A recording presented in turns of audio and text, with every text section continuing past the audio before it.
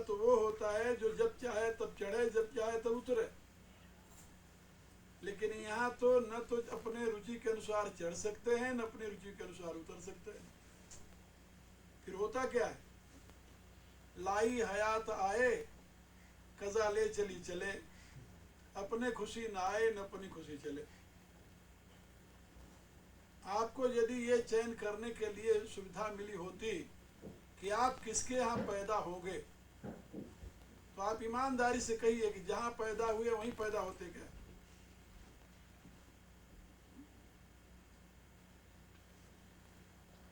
जिसके यहाँ पैदा हुए हैं वहीं पैदा होते आप। यदि आपको स्वतंत्रता मिलती कि आपको कैसा शरीर दिया जाए, तो क्या यही शरीर आपको मिलता जो मिला हुआ है? आपकी यही चॉइस होती? मेरे कहने का अभिप्राय कि ये सब अपने अधिकार से परे की बातें हैं। अपना इनमें से कोई ऐसा तत्व नहीं जिस पर प्रभुत्व हो, अधिकार हो, जिसको हम अपनी रुचि से कहें कि इसको हम ऐसे करेंगे और ऐसे ही होगा। कल्पना करते रहते हैं, इसमें कोई संदेह नहीं। कोई काम बन गया तो अहंकार भी कर लेते हैं कि देखो हमने एक सोचा था, हो गया कि नहीं हुआ। लेकिन बात ऐसी है नहीं। अपने सोचने से वो बात नहीं होती, अपने करने से भी वो काम नहीं होता। जिस क्रिया के साथ अनंत की सहमति हो जाए, सहयोग हो जाए, वो पूर्ण हो जाती है। हम सोचते हो गया। जिस क्रिया के साथ अनंत की सहमति नहीं होती, हम सोचते हैं हमने तो बड़ी मेहनत की लेकिन भगवान को मंजूर नहीं था। ये हमारी मान्यता हो जाती। ये जो हमारी सोचने की गति है, ये हमारी असमर्थता का ही परिचायक। फिर करना क्या चाहिए? करना नहीं है, सत्य को जानना है और सत्य को स्वीकार कर लेना है। इसमें कुछ करने वाली बात नहीं है। करने का जो क्रम चल रहा है वो तो करना होगा। शरीर है आपका, भूख लगेगी आपको, खाने के लिए प्रेरित करेगी। प्यास लगेगी, पीने के लिए प्रेरित करेगी। इंद्रियां हैं, अपने विषयों की तरफ दौड़ेंगी, वो अपना मार्ग ढूंढेंगी, उनकी पूर्ति करनी पड़ेगी। जो आवश्यक है वो तो आपको करना ही होगा।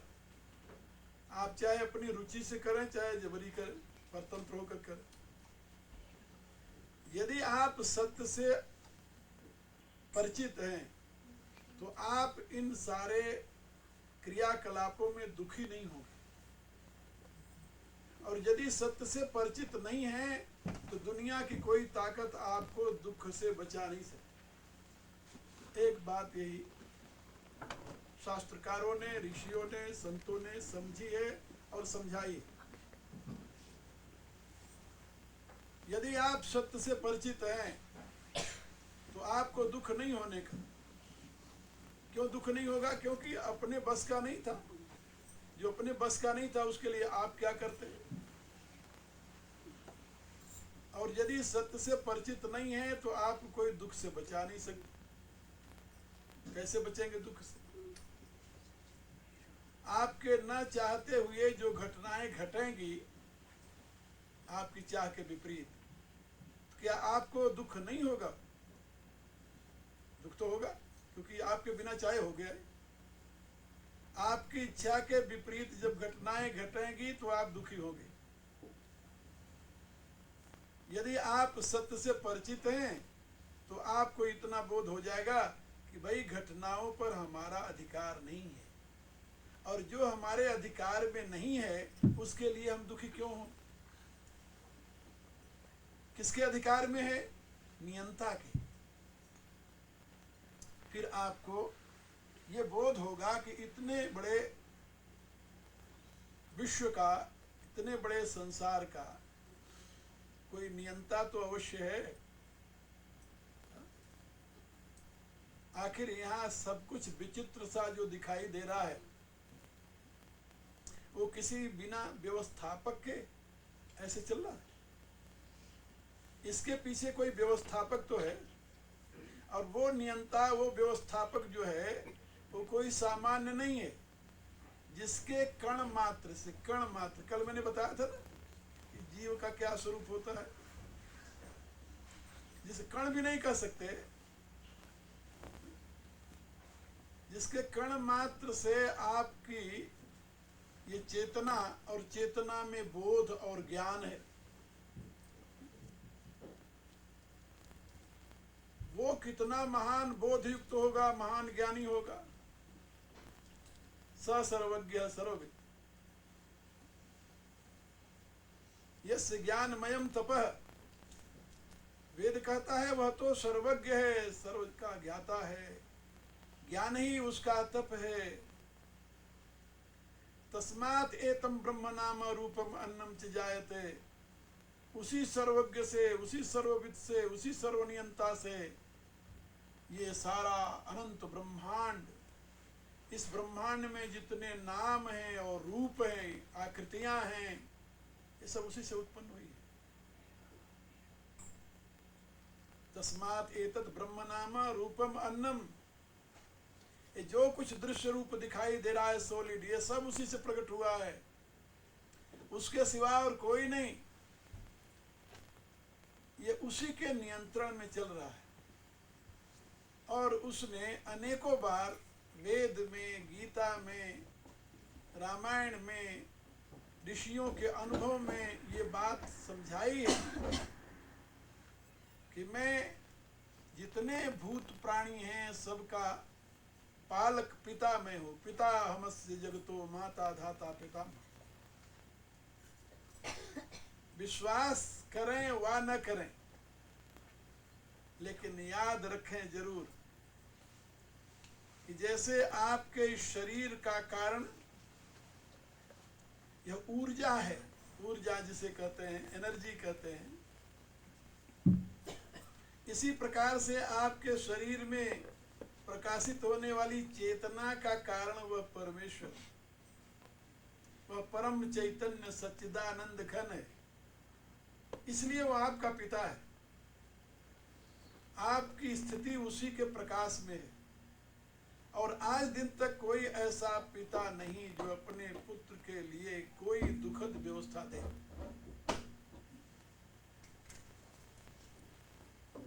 जब एक सामान्य पिता भी अपने पुत्र के लिए दुखद व्यवस्था की कल्पना नहीं करता, तो भला वो सर्वसमर्थ, सर्वनियंता, सर्वज्ञ पिता आपके लिए दुख की व्यवस्था क्यों करेगा?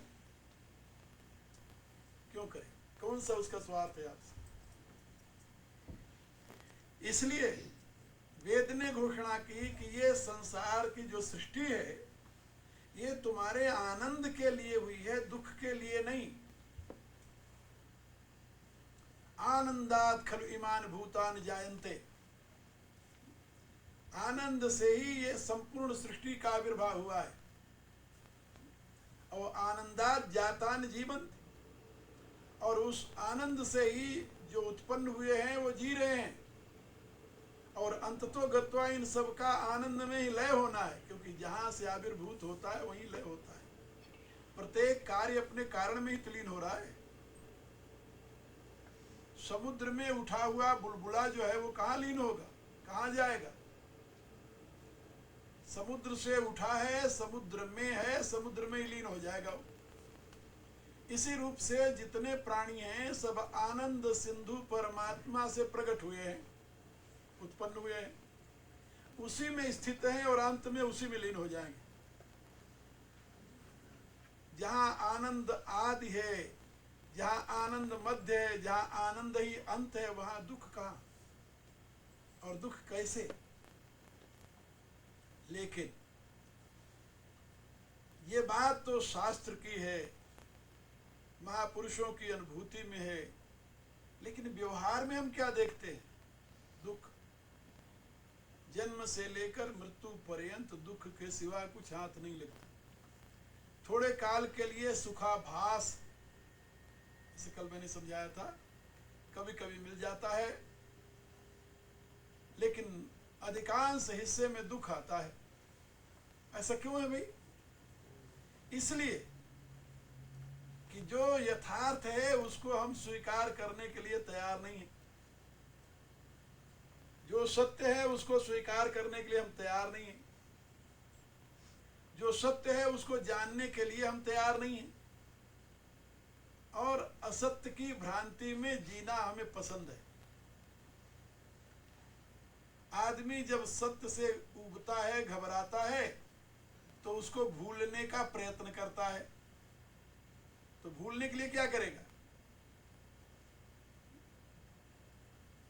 एक सज्जन मेरे पास आए, उनकी श्रीमती ने मेरे से शिकायत की कि स्वामी जी आप इनको समझाइए, ये सिगरेट बहुत पीते हैं। मैं उसकी तरफ देखकर आश्चर्यचकित रह गया कि मुझे विश्वास नहीं था कि इतना सज्जन व्यक्ति और ये इस प्रकार से धूम्रपान में अपने समय गंवाता हो। मैंने उससे पूछा, हम कहा बेटे पहले तुम ऐसा कभी नहीं करते थे, अब क्या हो गया तुम? कहता स्वामी जी क्या बताऊं, हमें जो जॉब मिली है ना, जो सर्विस मेरे मिली है, वहां जो हमारा बॉस है वो हमें बहुत परेशान करता है। और जब चिंतित होते हैं तो चिंता से मुक्त होने के लिए मेरे पास कोई दूसरा साधन नहीं होता। क्या समझे? चिंता से मुक्त होने के लिए सिगरेट पीते हैं। मैंने पूछा तो उससे चिंता तुम्हारी चली जाती है? नहीं, उसको भूलने का प्रयत्न करते हैं। कुछ लोग उससे भी आगे बढ़ जाते हैं। सिगरेट से चिंता नहीं गई तो शराब पर पहुंच गए, उससे चली जाएगी। और भी कई रास्ते अपना लेते हैं, आप लोगों को पता है। ये सब बुराई के रास्ते जो अपनाते हैं, किस लिए? सत्य को भूलने के लिए। क्या सत्य को भुलाया जा सकता है?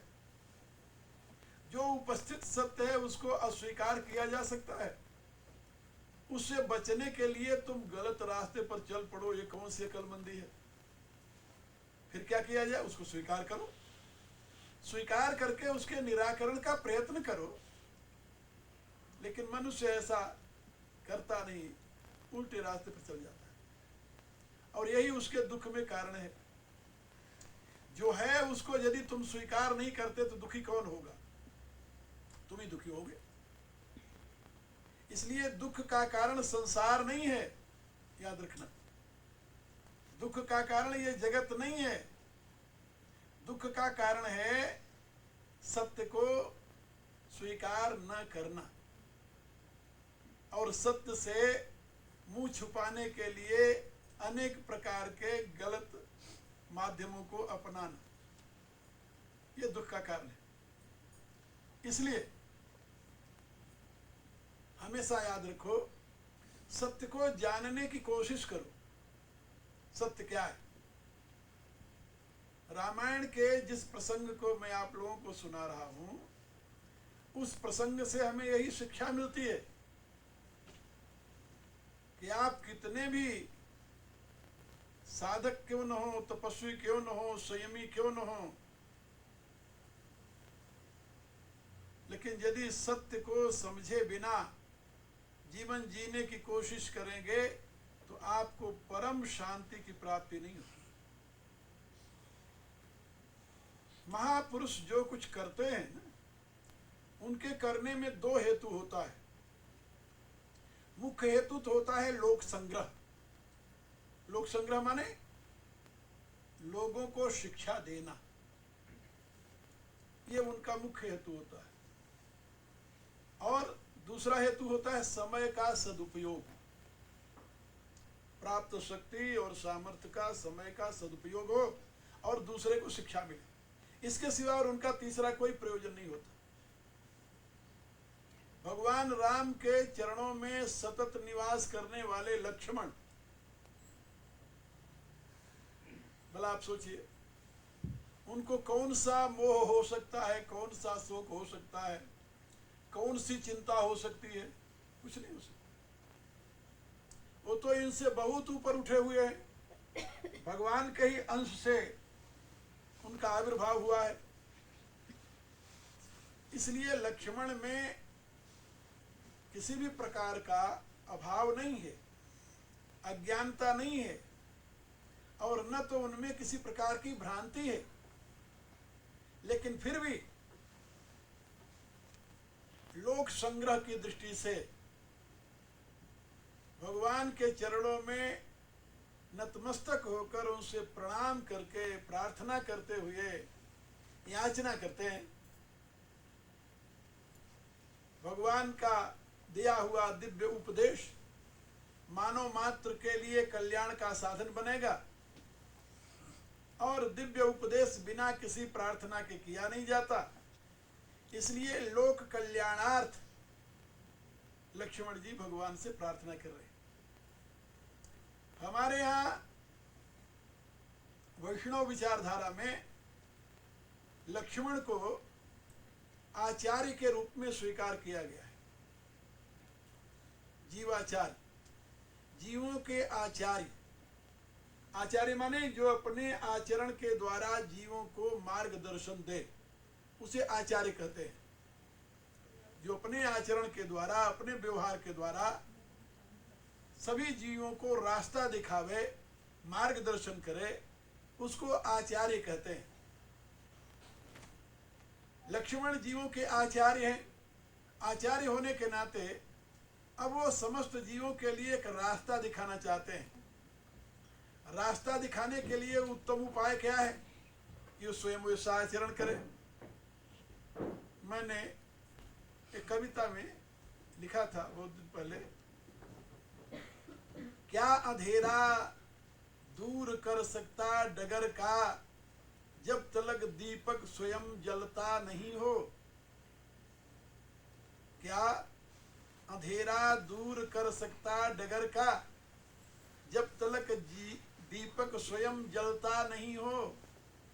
क्या कभी कोऊ बनेगा पथ प्रदर्शक, जब स्वयं उस राह पर चलता नहीं हो। आप सोचिए, जैसे बिना जले दीपक रास्ते के अंधेरे को दूर नहीं कर सकता, ऐसे बिना राह पर चले कोई व्यक्ति दूसरे को राह नहीं दिखा सकता। जब स्वयं भी नहीं चलेगा तो कैसे दिखाएगा। दूसरे को सत्य का उपदेश देने वाला यदि असत्य का व्यवहार करेगा तो उसके उपदेश को कौन सुनेगा, उसका कहा निरर्थक होगा। इसलिए लक्ष्मण जी ने स्वयं अपने आचार्यत्व को सार्थक बनाते हुए भगवान के चरणों में प्रणाम करके निवेदन करते हैं। तुलसीदास जी उस दृश्य को व्यक्त करते हुए लिखते हैं, पंचवटी में भगवान राम एकांत में विराजित हैं। लक्ष्मण जी उनके चरणों में प्रणाम करते हुए उनसे प्रार्थना करते हैं। एक बार प्रभु सुख यासीना, लक्ष्मण बचन कहे छलहीना। सुर नर मुनि सचराचर साई, मैं पूछूं निज प्रभु की नाई। मुहि समुझाई कहूँ सोई देवा, सब तज करऊं चरण रज सेवा। यहाँ पर इन तीनों चौपाइयों में लक्ष्मण ने किस भाव से प्रभु के सामने विनम्र प्रार्थना की है, इसका बोध होता है। उनका कथन है कि हे देव, देव माने प्रकाश स्वरूप, दिव्य प्रकाशन, जो स्वयं प्रकाश पुंज होकर दुनिया को प्रकाश प्रदान करता है, उसे देव कहते हैं। देव का दूसरा एक अर्थ और होता है, देने वाला। जो किसी से कुछ लेता नहीं, देता ही रहता है, वो देव होता है। भगवान स्वयं में देव है। भगवान को और क्या चाहिए किससे, और वो प्रकाश के पुंज हैं, इसमें भी कोई संदेह नहीं। लक्ष्मण जी की प्रार्थना है कि हे देव, आप दाता हैं, आप प्रकाश पुंज हैं, आप मेरे को मार्गदर्शन प्रदान करें। मोहि समुझाई कहो सोई देवा। और वही मुझे समझा करके कहे, समझा कर माने बिल्कुल डिटेल में, विस्तार के साथ, सूक्ष्म रूप में नहीं, समास रूप में नहीं, व्यास रूप में विस्तार के साथ समझा कर कहिए, मोहि समुझाई कहो सोई देवा, सब तज करऊं चरण रज सेवा। जीव के जीवन की सार्थकता ईश्वर की सेवा में है, याद रखना। गोस्वामी तुलसीदास जी इसी मत को मानते हैं। उनके मत में जीवन की सार्थकता के लिए तीन ही उपाय है, तीन ही उपाय: सत्संग, सुमिरन और सेवा। तुलसीदास जी ने जगह जगह इसकी बात कही है, बार बार इसको लिखा है, सत्संग, सुमिरन और सेवा। चित्त आपका, बुद्धि आपका परमात्मा में लगी हुई हो, सत्संग है, सत में अनुरक्त हो, सत्संग है। और मन आपका हमेशा सुमिरन करता रहे भगवान। और शरीर जो है, तन जो है, ये सेवा में लगा रहे। तो तन से सेवा हो, मन से सुमिरन हो, और बुद्धि से सत्संग हो। यही तीन है ना, स्थूल शरीर, सूक्ष्म शरीर और कारण शरीर, यही तीन साधन है आपके पास, जिसको कहते हैं तन मन बुद्धि। इंद्रियाणि पराण्याहुर इंद्रियभ्य परम मन, मन तस्तु परा बुद्धि। यही तीन साधन है आपके पास। बुद्धि कारण शरीर है, मन सूक्ष्म शरीर है, ये तन जो है स्थूल शरीर है। और इन तीनों शरीरों को परमात्मा के साथ जोड़ना है। और उसके लिए उत्तम सा कौन सा उपाय है? तो गोस्वामी जी ने बताया कि तन तो सेवा में लगा रहे, मन सुमिरन में लगा रहे, और बुद्धि बुद्धि परमात्मा के चिंतन में लगी रहे। इससे क्या होगा? इससे जीवन सार्थक हो जाएगा। लक्ष्मण जी प्रार्थना करते हैं कि प्रभु मुझे वही रास्ता बताइए, सब तज करऊं चरण रज सेवा। मैं सबका त्याग करके, सबका त्याग माने दुनिया की अन्य जितनी वासनाएं, लक्ष्मण में तो कोई वासना नहीं है। लक्ष्मण तो सबका त्याग पहले कर चुके हैं। आप सोचिए, राम को वनवास मिला, लक्ष्मण को जब पता चला कि प्रभु वन में जा रहे हैं, समाचार जब लक्ष्मण पाए व्याकुल, तुरंत उनको जब ये पता चला कि भगवान राम वन को जा रहे हैं, अकुला गए और दौड़ करके प्रभु के चरणों में आकर अपने आप को समर्पित किया। प्रभु, भगवान राम ने देखा भाई लक्ष्मण हाथ जोड़ करके खड़े, भगवान राम ने चाहे इनको समझा दे, कहा लक्ष्मण भैया तुम्हें पता है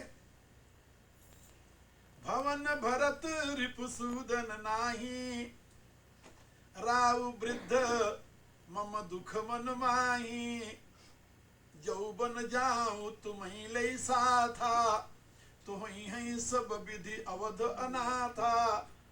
तुम सोचो तो, भरत और शत्रुघ्न ये दोनों घर पर नहीं है, अयोध्या में नहीं, ननिहाल में, और पिता बड़े दुखी हैं और वृद्ध हैं।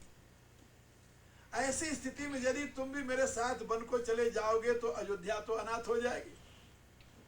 और ये राजपुत्र का कर्तव्य नहीं है कि अपनी प्रजा को अनाथ छोड़ करके चला जाए, असुरक्षित छोड़ करके चला जाए। इस अयोध्या की रक्षा कौन करेगा? इसका भार किसके ऊपर होगा? पिता कर नहीं सकते, दो भाई है नहीं, मैं जा रहा हूं और तुम भी मेरे साथ चले जाओ तो उत्तराधिकारी, यानी इसका उत्तरदायित्व किसके ऊपर होगा?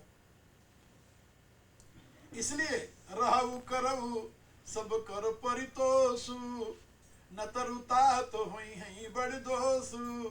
इसलिए तुम अयोध्या में रह करके सबकी रक्षा करो। यदि ऐसा नहीं करते तो महापाप लगेगा। क्यों पाप लगेगा? इसलिए कि जासुराज प्रिय प्रजा दुखारी, सो नृप अवसि नरक अधिकारी। प्रभु मैं तो राजा नहीं हूं, तुम राजा नहीं हो, लेकिन तुम्हारे पिता तो राजा हैं। और जिस राजा के राज्य में प्रजा दुखी होती है उस राजा को अवश्य नरक प्राप्त होता है। ये सिद्धांत है वेद का आजकल जो राज करने वाले हैं, कौन ऐसा देश है जिस देश की प्रजा दुखी न हो? तो क्या आप समझते हैं कि ये सारे नेता वैकुंठ जाएंगे? इनके लिए वहां सीट रिजर्व नहीं, घबराओ नहीं। ये शास्त्र का जो निर्देश है वो सत्य है। जा सुराज प्रिय प्रजा दुखारी, सो नृप अवश्य नरक अधिकारी। जिस राजा के राज्य में उसकी प्यारी प्रजा दुखी होती है उस राजा को अवश्य ही नरक का भाजन बनना पड़ता है, नरक की यातना भोगनी पड़ती है। इसलिए तुम राजा नहीं हो, मैं जानता हूं, मैं भी राजा नहीं हूं, ये भी मैं जानता हूं, लेकिन हम आप राज के पुत्र हैं, राजा की संतान है, तो पुत्र का कर्तव्य क्या होता है? पूनाम नरकस्य त्रायते इति पुत्र। जो पिता को नरक से बचा ले उसी को तो पुत्र कहते हैं। पुत्र शब्द का अर्थ होता है पिता को नरक से जो बचा ले उसका नाम पुत्र है। और यदि प्रजा दुखी हुई तो तुम्हारे पिता नरक में जाएंगे, हमारे पिता नरक में जाएंगे। और पिता को नरक से बचाने का केवल एक रास्ता है कि तुम यहां रह करके प्रजा की संभाल कर, अन्यथा पिता के राजा होते असमर्थता के नाते ये प्रजा दुखी होगी और उसके बदले में पिता को नरक होगा, जो कि हमारे लिए तुम्हारे लिए उचित नहीं है। भरत शत्रुघ्न इसके लिए उत्तरदायी नहीं है। क्यों नहीं है? क्यों है ही नहीं, उनको तो पता ही नहीं है कुछ, तो बहुत दूर बैठे हुए हैं। कहां अयोध्या, कहां कश्मीर, कई देश, और वहां से उनको तो कुछ पता नहीं कि क्या हो रहा है। कोई आजकल की टेलीफोन वाली बात होती नहीं, तुरंत बता देते, इसलिए वो इसके जिम्मेदार नहीं है। और मुझे वनवास मिला है, मैं पिता की आज्ञा से वन में जा रहा हूं, अब रह गए तुम अकेले, ये उत्तरदायित्व तुम्हारे ऊपर है। लक्ष्मण ने कहा कि वाह, ये तो भगवान ने अच्छा रास्ता दिखा दिया। अब मैं इसलिए भगवान के साथ न जाऊं क्योंकि पिता मेरे यहां रहने से ही नरक से बच सकते हैं, अन्यथा प्रजा दुखी होगी, उनको नरक होगा। लेकिन पिता माता आदि के प्रति कर्तव्य उसका होता है जिसके माँ हो बाप हो। लक्ष्मण ने कहा कि प्रभु आप क्या कर रहे हो? कहा मैं सही कह रहा हूं, तुम्हारे हित की बात कर रहा हूं। लक्ष्मण ने कहा प्रभु मैं तो जानता नहीं मेरा पिता कोई है। गुरु पितु मातु न जानऊ काऊ, कहूं स्वभाव नाथ पति आऊ। हे प्रभु मैं तो माता पिता गुरु को जानता ही नहीं, स्वभाव से ही नहीं जानता। जब से पैदा हुआ तभी से नहीं जानता। स्वभाव माने जब से पैदा हुआ, स्वभाव यानी जब से पैदा हुआ हूं तभी से मैंने जाना ही नहीं कोई मेरी माँ है, कोई मेरा बाप है, कोई मेरा गुरु है। कहा फिर तुम बिना माँ बाप के पैदा हो गए? कहा नहीं, मोरे सबई एक तुम स्वामी, दीन बंधुर अंतर्यामी। आप अंतर्यामी हैं प्रभु, आप सत्य को जानते हैं। आप ही मेरे माँ हैं, आप ही मेरे बाप हैं, आप ही मेरे गुरु हैं। आपके सिवा और कोई मेरा कुछ लगता है ये मैं नहीं जानता। इसलिए मैं अपने माँ बाप की सेवा करने ही तो चल रहा, और मेरा प्रयोजन क्या है? भगवान राम, इसमें कोई संदेह नहीं है कि जीवों के माता पिता गुरु सब प्रभु हैं। गुरु में जो ज्ञान है कहां से आया? प्रभु से आया। माँ में जो वात्सल्य कहां से आया? प्रभु से आया। पिता में जो पालन की शक्ति कहां से आई? प्रभु से आई। मूल तो वही है ना। लक्ष्मण जी ने कहा प्रभु मैं तो और कुछ जानता ही नहीं। मोरे सबई एक तुम स्वामी। हे प्रभु आप ही मेरी माँ, मेरे बाप, मेरे गुरु हैं, मैं और किसी को नहीं जानता। ये बात लक्ष्मण को कहां से ज्ञात हुआ था मालूम है? उनकी मां से।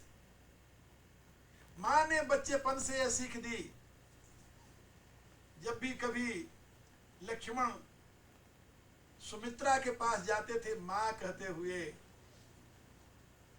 तो सुमित्रा यही कहती थी कि मैं तुम्हारी मां नहीं, हम कभी भूल करके दशरथ को अपना पिता नहीं मान लेना।